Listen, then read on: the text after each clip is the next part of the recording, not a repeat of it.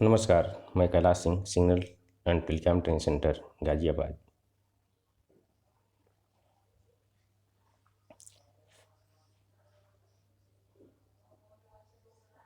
सूचना के आदान प्रदान। सूचना में वो सूचना या तो वॉइस के रूप में होगा या तो डेटा के रूप में होगा। इसके आदान प्रदान के लिए एक स्थान से दूसरे स्थान तक किसी न किसी मीडिया की आवश्यकता पड़ती है। अगर स्रोत और श्रोता के बीच की दूरी कम है तो वहाँ पे एयर मीडिया के द्वारा ही काम चल जाता है, परंतु अगर यह दूरी बढ़ती जाए तो एक पॉइंट ऐसा आता है कि स्रोत की जो आवाज़ है वह श्रोता तक नहीं पहुंच पाती। ऐसी परिस्थिति में हम विभिन्न प्रकार के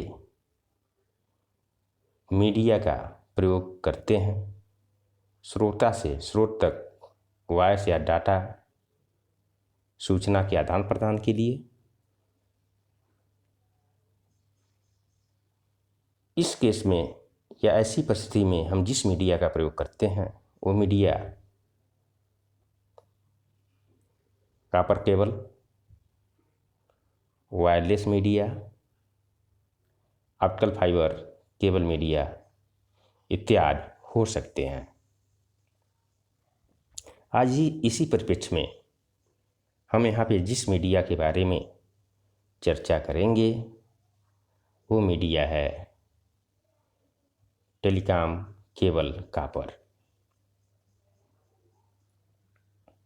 तो आइए टेलीकॉम केबल का सबसे पहले हम इससे परिचित होते हैं, इसको जानते हैं और इसको समझते हैं।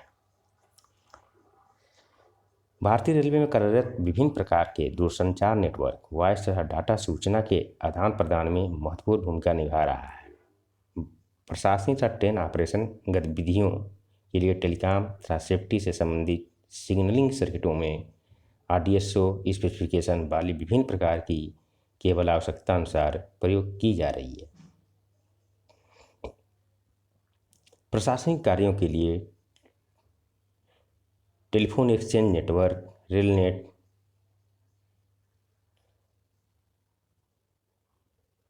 एफओआईएस freight operation information system. Railnet जो है रेलवे का अपना नेटवर्क है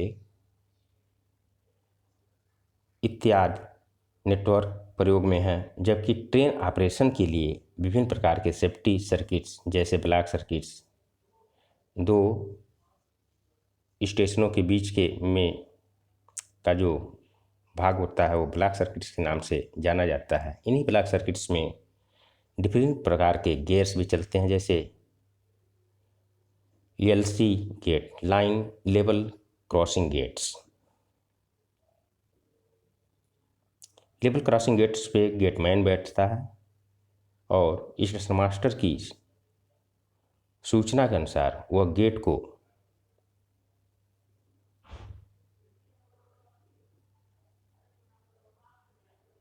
ओपन तथा बंद करता है। वहाँ भी एक टेलीफोन लगा होता है और यहाँ पे जो मीडिया स्टेशन मास्टर से गेट के बीच में प्रयोग की जाती है वो होती है copper cable. Intermediate phone BPSC block proving axle counter. Emergency control block section में प्रत्येक किलोमीटर पे इमरजेंसी सॉकेट्स लगी होती है। किसी आपदा के समय या किसी घटना के समय कंट्रोल ऑफिस से सीधे बात करने के लिए इस इमरजेंसी सॉकेट से की सहायता से हम सीधे कंट्रोल ऑफिस से कम्युनिकेशन स्थापित कर सकते हैं। और TTC ट्रेन ट्रैफिक कंट्रोल इत्यादि प्रयोग में है। भारतीय रेलवे में विभिन्न प्रकार के टेलीकॉम ट्रांसमिशन माध्यम प्रयोग में है, जैसे ओवरहेड लाइन। आजकल इसको 6 क्वाड केबल से बदला जा रहा है। जैसा कि हम देखते हैं कि रेलवे लाइनों के किनारे खंभे गड़े हुए हैं और उस पर कुछ तारें लगी हुई हैं। उसी लाइन को हम ओवरहेड लाइन कहते हैं। पहले सारे कम्युनिकेशंस इसी ओवरहेड लाइंस पे होते थे, लेकिन इसमें जो है 6 क्वाड केबल के कंपैरिजन में कम सर्किट चलते थे। आरई मेन केबल,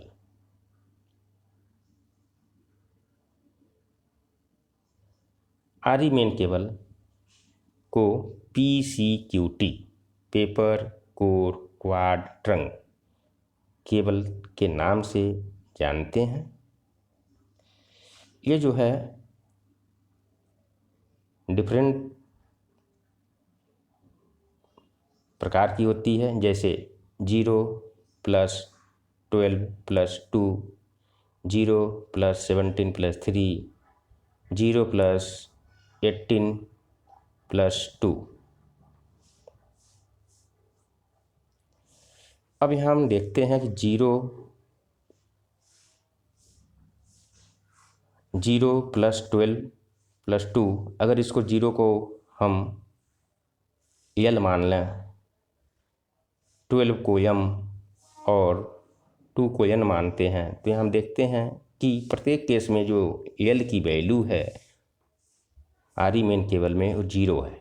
और ये जो होता है कैरियर क्वाड, यानी भारतीय रेल में जो आरई मेन केबल प्रयोग होती है उसमें कैरियर क्वाड की संख्या 0 है। ऐसे ही M=12 है यहाँ पे, और दूसरे केस में हम देख रहे हैं 17 है, तीसरे में M की वैल्यू जो है 18 है। ये जो होता है VF क्वाड होता है, वॉइस फ्रीक्वेंसी क्वाड, जिसपे हमारे control circuits, emergency communication, LC gates इत्यादि और ब्लॉक सर्किट्स इत्यादि, ब्लॉक सर्किट नहीं सॉरी इत्यादि चलाए जाते हैं। तीसरा हम देख रहे हैं जो N की वैल्यू है, पहले में जो है 2 है, दूसरे में 3 है, तीसरे में 2 है। तो यहाँ ये जो होता है पेट क्वाड होता है, polythene insulated quad. Polythene insulated quad पे जो हमारे चलते हैं ब्लॉक सर्किट्स के लिए ये होता है, उसके लिए बनाया गया होता है। तीसरा जो है 4 क्वाड और 6 क्वाड केबल। 4 क्वाड मतलब क्वाड जो होता है बंच ऑफ 4 वायर, 4 तारों के समूह को हम क्वाड कहते हैं। यानी एक क्वाड में नंबर ऑफ पेयर की बात की जाए तो 2 पेयर होंगे। इस प्रकार 4 क्वाड में जो नंबर ऑफ पेयर्स होंगे कितने होंगे? 8।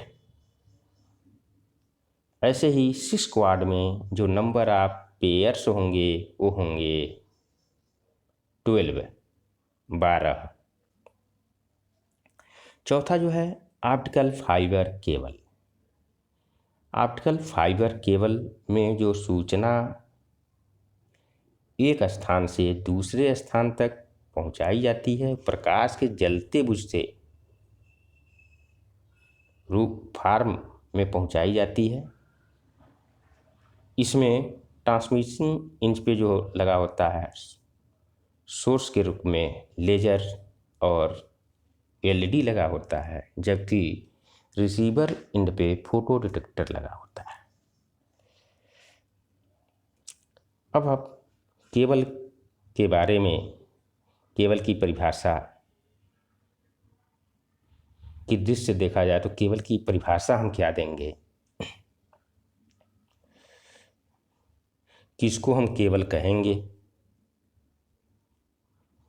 एक सुचालक तारों का बंडल जिसमें प्रत्येक तार दूसरे तारों से कुचालक पदार्थ जैसे कागज, पीवीसी आदि द्वारा अलग हों तथा ये सब तार एक मजबूत कुचालक की सहायता से बंधे हों, केबल कहलाती है। केबल में प्रत्येक तार एक सुव्यवस्थित ढंग से लगी होती है।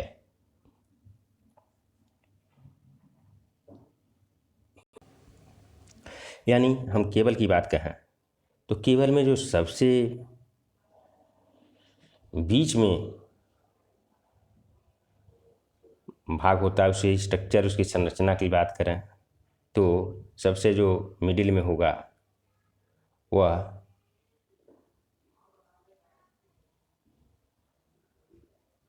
कॉपर कंडक्टर वायर होगा। उसके ऊपर जो होती है पीवीसी या कागज लगा होता है।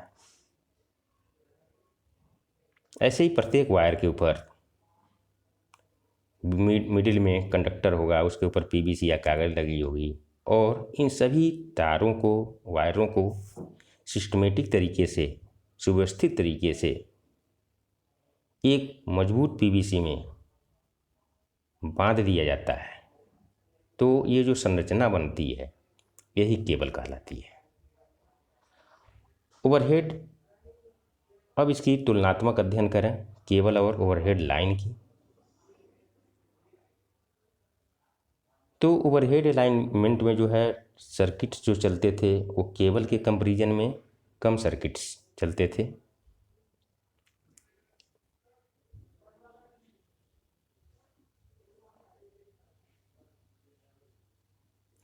अंडरग्राउंड केबल की तुलना में ओवरहेड तारों में कम्युनिकेशन ज़्यादा शोरयुक्त होता है, जबकि अंडरग्राउंड केबल में शोर नहीं होता।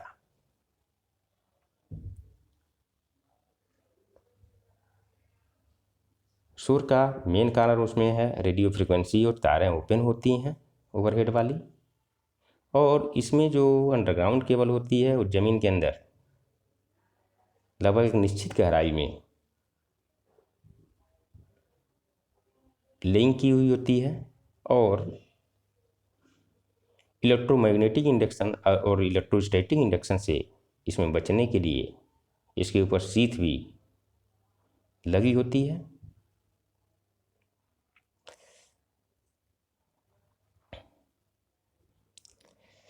ओवरहेड अलाइनमेंट में प्राकृतिक आपदा जैसे आंधी, तूफान आदि तथा असामाजिक तत्वों द्वारा ओएच अलाइनमेंट को नुकसान पहुंचाने के कारण फॉल्ट की संभावना बहुत अधिक होती है, जबकि अंडरग्राउंड केबल में ऐसा संभव नहीं है।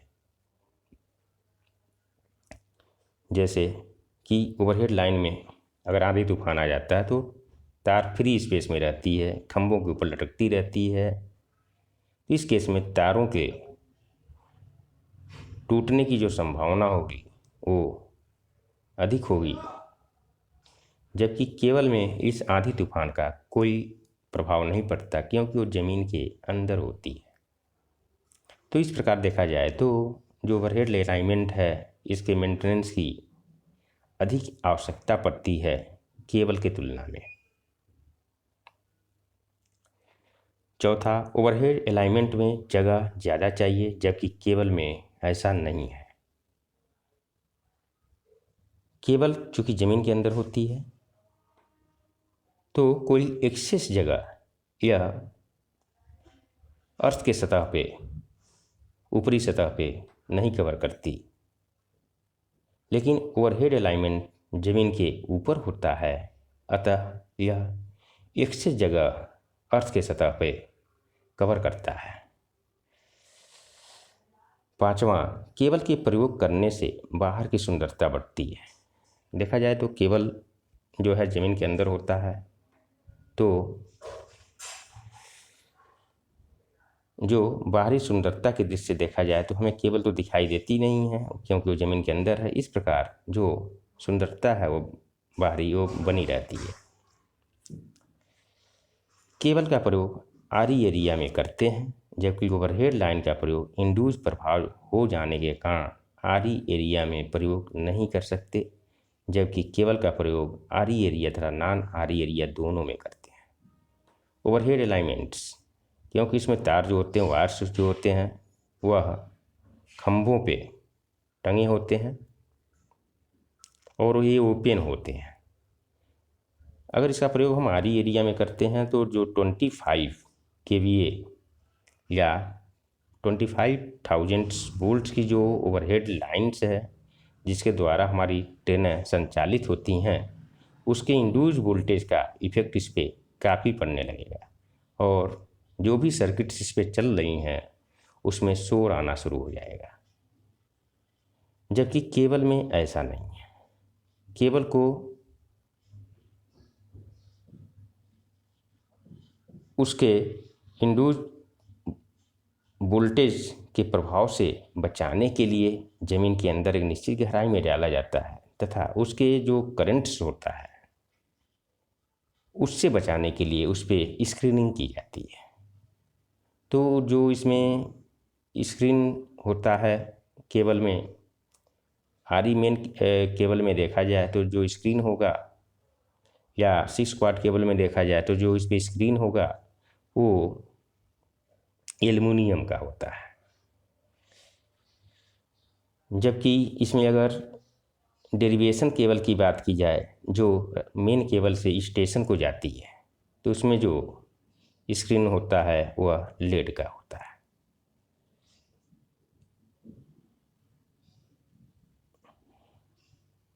ओवरहेड की अपेक्षा केबल के दोष। केबल ज़्यादा कीमती होती है। केबल में यदि भूल से पानी चला जाए तो दोबारा इसको प्रयोग में नहीं लाया जा सकता। केबल जो है कीमती होती है ओवरहेड की तुलना में। दूसरा इसका नुकसान ये है कि अगर इसमें भूल से कहीं पानी चली जाती है तो वह वायर्स को खराब कर देती है, जिससे इसको दोबारा प्रयोग में नहीं लाया जा सकता है। टेलीकॉम केबल के प्रकार। टेलीकॉम केबल बेसिक रूप से देखा जाए तो जो केबल है दो जगहों पे प्रयोग की जाती है, एक तो इंडोर और एक आउटडोर। मतलब एक बाहर और एक अंदर। तो इंडोर केबल में हम देखें बिना आर्मर के ये जो केबल होती हैं पेयर के रूप में होती हैं, और पेयर के रूप में दो प्रकार की ये होती हैं।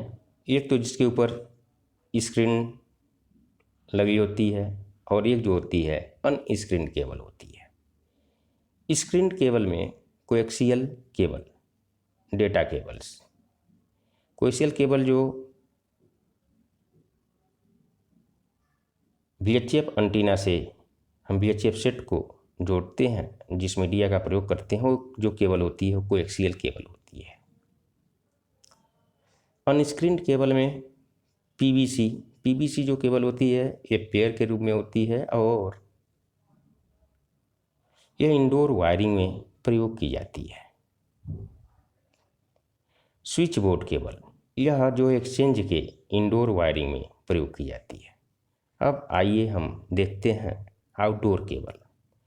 आउटडोर केबल में आर्मर तथा स्क्रीन केबल। इसमें आर्मर और स्क्रीन दोनों होते हैं। यह पेयर्ड के रूप में भी होती है और क्वाड के रूप में भी होती है। तो पेयर्ड के रूप में जो केबल आती है PIJF cable, polythene insulated jelly field cable. इस केबल का प्रयोग हम टेलीफोन एक्सचेंज के आउटडोर या डेरिवेशन केबल के रूप में प्रयोग करते हैं। ये केबल्स 5 पेयर, 10, 20, 50, 100 इत्यादि पेयरों में उपलब्ध है। Quad cable. क्वाड केबल में आरई मेन केबल व derivation cable. RE main cable PC QT cable, जिसमें कैरियर क्वाड की संख्या 0 होती है, वीएफ क्वाड होते हैं और पिट क्वाड होते हैं, वही केबल जो है आरई मेन केबल कहलाती है। डेरिवेशन केबल में 4 क्वाड / 6 क्वाड, ये दोनों क्वाडों में उपलब्ध है। 4 क्वाड में भी आती है केबल और 6 क्वाड में भी उपलब्ध है।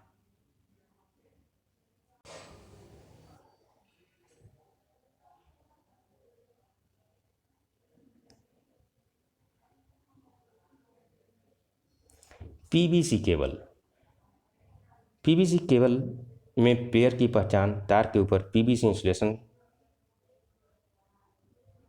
कलर से करते हैं, जैसा कि नीचे दिया गया है। स्कीमोन मैट टाइप केबल, इसमें जो है 5 जो हैं प्राथमिक कलर्स होते हैं, जैसे नीला, नारंगी, हरा, भूरा, स्लेटी। तो इसके जो पेयर स्कीम बनाने का तरीका है, पहले में हम 5 के लिए जो कॉमन वायर लेंगे और सफ़ेद लेंगे। तो इस प्रकार जो पेयर बनेगा, नीला सफ़ेद, नारंगी सफ़ेद, हरा सफ़ेद, भूरा सफ़ेद और स्लेटी सफ़ेद। अगले 6 से 10 के लिए जो हम कॉमन कलर लेंगे वह लाल लेंगे। इस प्रकार जो 6 से 10 तक के पेयर बनेंगे वो होगा नीला लाल, नारंगी लाल, हरा लाल, भूरा लाल, स्लेटी लाल। इसी प्रकार अगले 11 से 15 तक के पेयर के लिए जो कॉमन कलर लेंगे हम काला लेंगे। इस प्रकार 11 से 15 तक के जो पेयर्स होंगे वो होंगे नीला काला, नारंगी काला, हरा काला, भूरा काला, स्लेटी काला।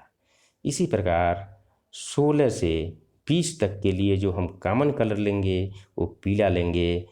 इस प्रकार 16 से 20 तक की जो पेयर स्कीम होगा वो होगा नीला पीला, नारंगी पीला, हरा पीला, भूरा पीला, स्लेटी पीला। स्कीम 2 की हम बात करें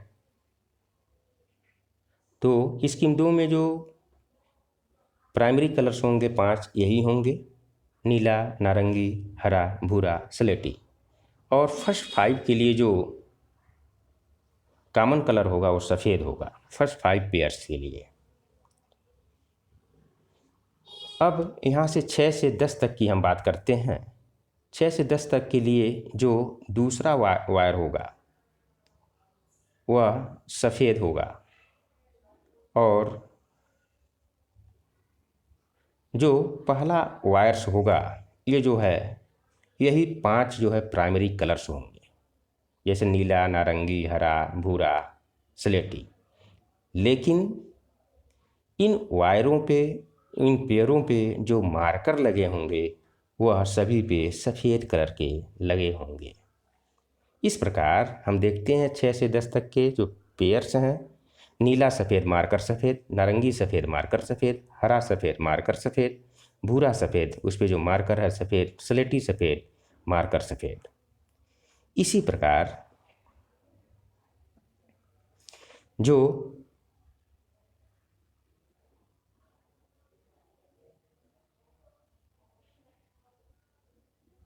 11 से 15 तक के पेयर होंगे, नीला सफ़ेद मार्कर नारंगी, नीला सफ़ेद मार्कर हरा, नीला सफ़ेद मार्कर भूरा, नीला सफ़ेद मार्कर स्लेटी, नारंगी सफ़ेद मार्कर हरा। इसी प्रकार 16 से 20 तक के नारंगी सफ़ेद मार्कर भूरा, नारंगी सफ़ेद मार्कर स्लेटी, हरा सफ़ेद मार्कर भूरा, 19 नंबर हरा सफ़ेद मार्कर स्लेटी और 20 नंबर भूरा सफ़ेद मार्कर स्लेटी। इस प्रकार 20 पेयर पीला, 20 पेयर काला और अन्य रंगों से बनाए जाते हैं। धन्यवाद।